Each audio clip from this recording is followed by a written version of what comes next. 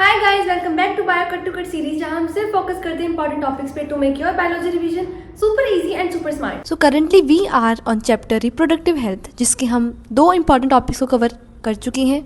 First one amniocentesis को and another contraception types को, जिसमें हमने इसकी हर एक टाइप को समझा।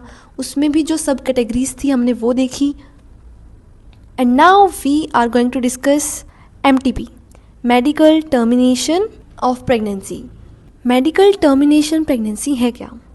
देखो, जब प्रेगनेंसी का इंटेंशनल और वॉलेंट्री टर्मिनेशन कराया जाता है बिफोर इट्स फुल टर्म, उसे बोलते हैं MTP, medical termination of pregnancy. इसका रेट कितना है? जितनी भी टोटल प्रेगनेंसी है उसमें से 1/5 जो है मेडिकली टर्मिनेट कराई जाती है।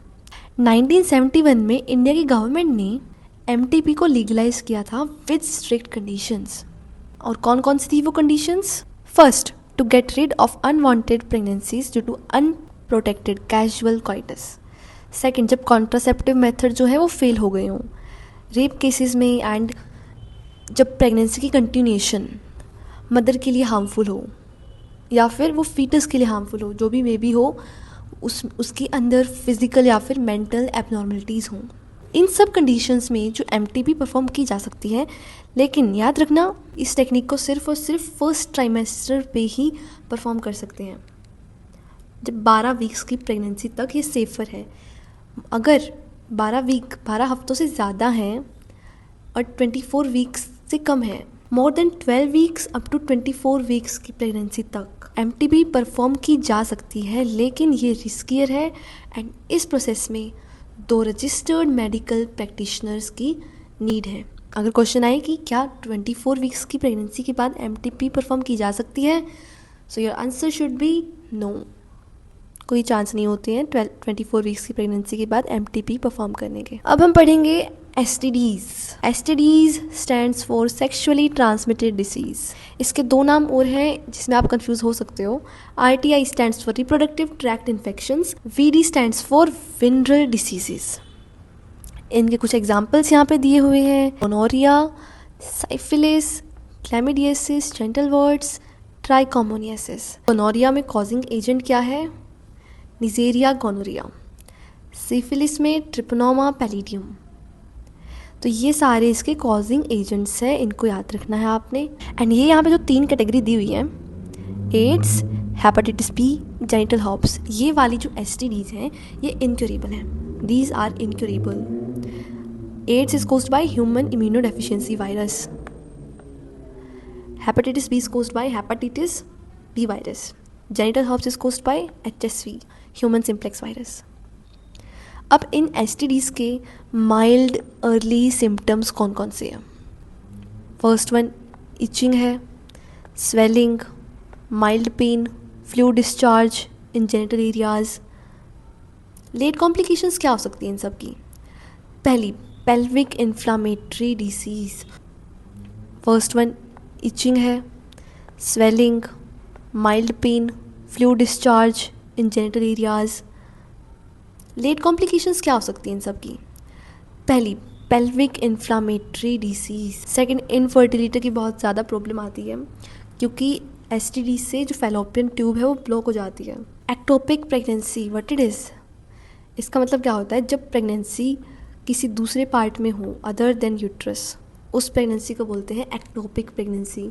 मोस्टली केसेस में ये फैलोपियन ट्यूब में होती है, क्योंकि इन्फेक्शन की वजह से फैलोपियन ट्यूब जो है वो नैरो हो जाता है, जिसकी वजह से मोरुला यूट्रस तक पहुंच ही नहीं पाता और प्रेगनेंसी स्टक रह जाती है फैलोपियन ट्यूब में। Then other complications are abortion, stillbirth, cancers of reproductive tract like cervix cancer, ये सभी लेट कॉम्प्लिकेशंस हैं। अब हम बात करेंगे हेपेटाइटिस B एंड एड्स के मोड ऑफ ट्रांसमिशन की। Coitus with unknown partners, sharing of injection needle, surgical instruments, transfusion of blood, infected mother to child through placenta. Simple principles क्या हैं to avoid STDs? Is to avoid sex with unknown partners और multiple partners, use condoms, और किसी भी case में qualified doctor के पास जाना चाहिए अर्ली डिटेक्शन के लिए, ट्रीटमेंट के लिए। Infertility, we are so close to the end of this chapter. Infertility का मतलब क्या होता है? It is the inability to conceive even after 2 years of unprotected sexual cohabitate. इसे बोलते हैं इनफर्टिलिटी। ये डेफिनेशन एनसीईआरटी में ऐसा चैप्टर में नहीं लिखी हुई है, जो लास्ट में समरी दी होती है उसमें चेक करना, सिर्फ वहीं पे इसकी डेफिनेशन दी हुई है। दैट इज़ वाई आप सभी को एनसीईआरटी को ध्यान से पढ़ना चाहिए।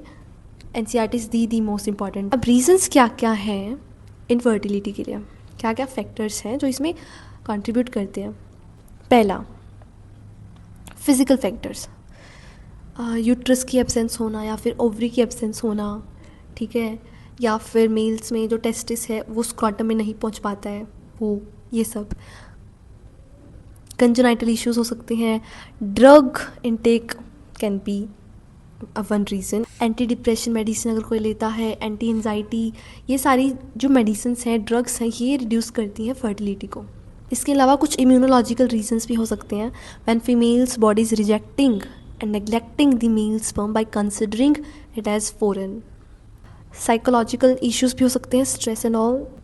There is one thing more important for you, जैसे जैसे एज बढ़ती है वैसे वैसे फर्टिलिटी डिक्रीज होती है। That means a woman of 25 years possess more fertility than of 35 years, क्योंकि जैसे जैसे वुमेन मीनोपॉज को रीच करती है वैसे वैसे चांसेस जो हैं वो घटते जाते हैं। Infertility clinics, the specialized healthcare units that help in diagnosis and corrective treatment for infertility and enable couples to have children are called infertility clinics. वो हेल्थ केयर यूनिट्स होती हैं जहाँ पे इनफर्टिलिटी का ट्रीटमेंट जो है वो दिया जाता है। And कौन कौन सी टेक्निक्स यहाँ पे यूज़ की जाती हैं? ART, assisted reproductive technologies. And art की डेफिनेशन क्या बनेगी?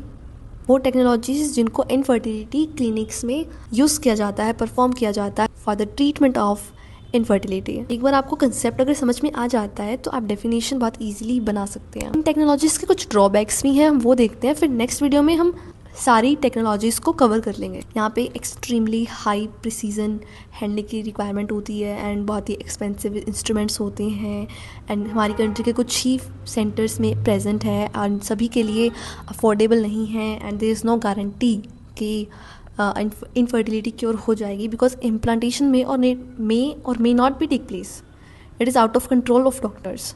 सो नेक्स्ट वीडियो में हम कवर करेंगे 1 by 1 इन सारी असिस्टेड रिप्रोडक्टिव टेक्नोलॉजीज़ को। 4 हैं, चारों को हम एक वीडियो में कवर कर देंगे। तो मिलते हैं नेक्स्ट वीडियो में नेक्स्ट इंपॉर्टेंट टॉपिक के साथ। Okay, bye.